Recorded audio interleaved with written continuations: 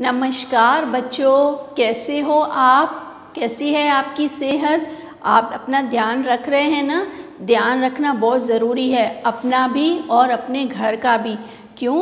क्योंकि मैंने आपको कल समझाया था ना, टॉपिक क्या था कल का हमारा सुंदर घर। क्यों सफाई रखना ज़रूरी है? घर को सुंदर रखने के लिए भी और बीमारियों से बचने के लिए भी। आजकल तो पता है ना, बीमारियां फैली हुई हैं, तो अपनी सफाई और घर की सफाई ज़रूरी है ना, अपने आप को स्वस्थ रखने के लिए, अनेक बीमारियों से अपने आप को बचाने के लिए।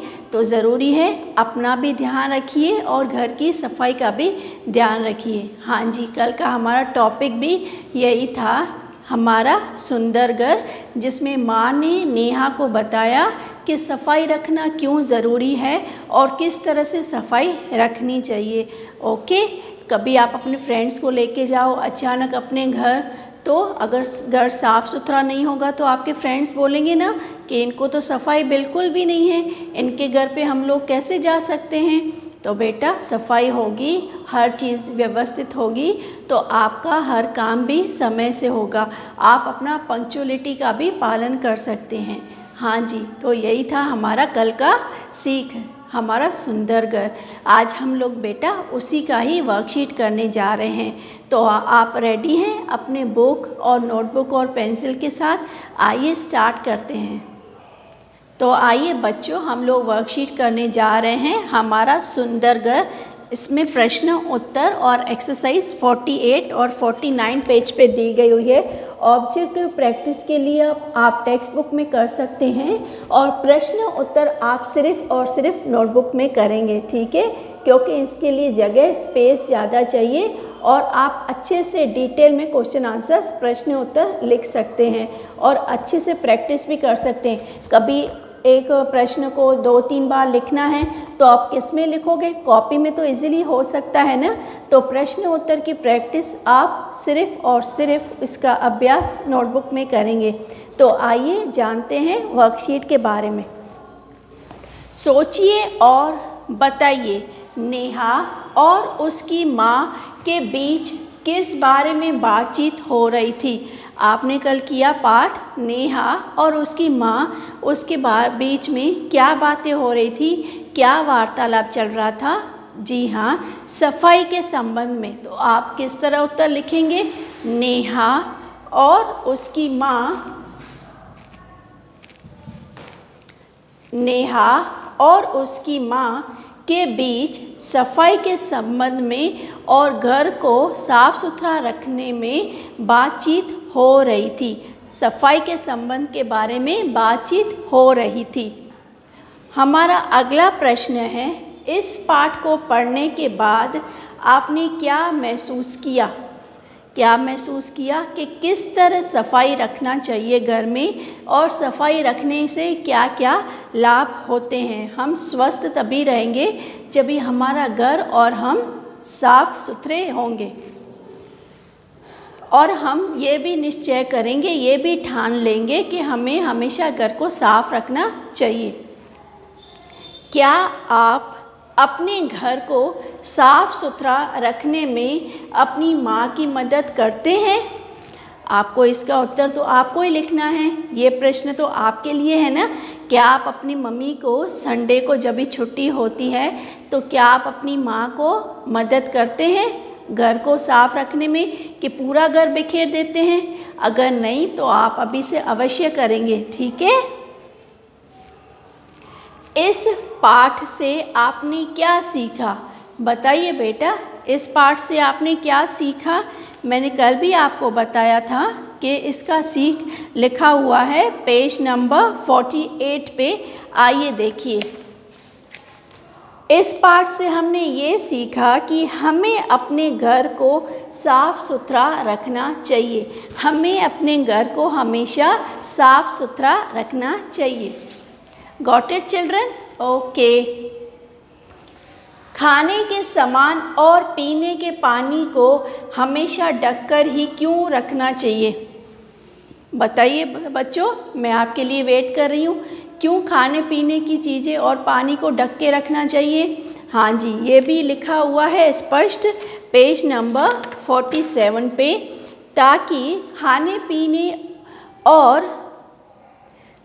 पीने की चीज़ें को ढक कर रखना चाहिए, क्योंकि इसमें कीड़े मकोड़े न घुस पाएँ और इसको अशुद्ध न कर पाएँ और उनमें बीमारी के कीटाणु न चले जाएं। इसके 3 कारण होंगे कि ये खाने पीने की चीज़ों को अशुद्ध न कर पाएँ और बीमारियों के कीटाणु उसमें घुस न पाएँ। देखिए ये स्पष्ट दिया गया हुआ है पेज नंबर 47 पे। ओके, आपने चैप्टर रीड किया होगा ना, तो आपको फटाफट मिल जाएगा इसका उत्तर, है ना। ओके, आइए अब हम चलते हैं दूसरे प्रश्न की ओर। दिए गए प्रश्नों के उत्तर में सही का निशान लगाइए। जो सही है उस पे ही आपको टिक करना है। नहीं आ रहा हो तो आप 1 बार 2 बार वाक्य को दोहराएंगे और आपको इसका शब्दार्थ समझ में आ जाएगा। नेहा की माँ किसकी सफाई कर रही थी? घर की, पार्क की, कपड़ों की। नेहा की मम्मी किसकी सफाई कर रही थी? यस, करेक्ट, घर की। जो मैंने बताया वही आपको हुआ ना, राइट, उस पर ही आपने टिक किया था ना। वेरी नाइस, गुड चिल्ड्रन, शाबाश बेटा। दूसरा है हमारा, मेज पर खाना खाने के बाद किसको साफ करना चाहिए? बिस्तर को, मेज को, फर्श को। आप हमेशा डाइनिंग टेबल पे खाना खाते हैं तो थोड़ा बहुत तो खाना बिखर जाता है, तो खाना खा के उठने के बाद आप किसको साफ करेंगे? पता चल गया क्ल्यू? अभी आप टिक कर सकते हो ना। दिए गए वाक्यों में से क्रिया शब्दों को रेखांकित करके अलग कीजिए। वर्ब को अंडरलाइन करना है, फिर उसको अलग करके या जो ब्लैंक है उस पर आपको लिखना है। मैं तुम्हें सफाई का सेहत से संबंध बताती हूँ। Doing action is called verb. काम करने वाले शब्दों को हम लोग क्या कहेंगे? क्रिया कहेंगे। एक्शन करके बताए जाने वाले बोलना, चलना, साफ करना, जो एक्शन करते हैं उसको हम लोग बोलते हैं क्रिया। क्रिया मतलब काम करना। बताती हूँ, क्या होगा? बताती हूँ नहीं लिखना है, सिर्फ बताती। हमें आसपास के वातावरण को साफ रखना चाहिए, तो इधर आप किसको रेखांकित करेंगे? रखना। ये कीड़े मकोड़े अनेक बीमारियां फैलाते हैं। फैलाते, ओके। अब हम जाएंगे दूसरे प्रश्न की ओर। मैं भी सफाई में आपकी मदद करूंगी। तो एक्शन क्या हुआ? करूंगी। उनको रेखांकित शब्दों को पहले आपको अंडरलाइन करना है। रेखांकित जिसको आप इंग्लिश में बोलते हो अंडरलाइन, अंडरलाइन करके उसको बार ब्लैंक में लिखना है। कूड़ेदान ढक्कन वाला ही इस्तेमाल करना चाहिए। तो क्या होगा इधर? करना। यह हुआ एक्शन। तो ये सब क्या था? क्रिया। अभी हम लोग जाते हैं आखिरी प्रश्न की ओर। आप सुंदर घर का चित्र बनाइए और उस पर 5 वाक्य लिखिए। अच्छा पिक्चर बनाना है घर का, ओके। अच्छा पिक्चर, उस पर अच्छे कलर्स करने हैं। ये एक्टिविटी टाइम हो गया। और उस पर आपको 5 सेंटेंस भी लिखने हैं। ओ मैम, थोड़ा आइडिया दे दो ना, क्या लिखना है? हमारा घर किस एरिया में है, हम कहाँ पे रहते हैं, हमारे घर में कितने रूम हैं, मेरा फेवरेट रूम कौन सा है, मेरे घर में और कौन कौन है, और मैं सारी खिलौने, सारे बुक्स वो सब कहाँ पे रखता हूँ, मेरे आंगन में प्लांट्स हैं, मेरे घर पे गार्डन है। जी हाँ, यही 5 वाक्य आपको लिखने हैं मेरा घर में। और सुंदर घर बनाने के लिए मैं क्या करती हूँ वो भी लिखना है, last line. Okay children, so it was all about हमारा सुंदर घर।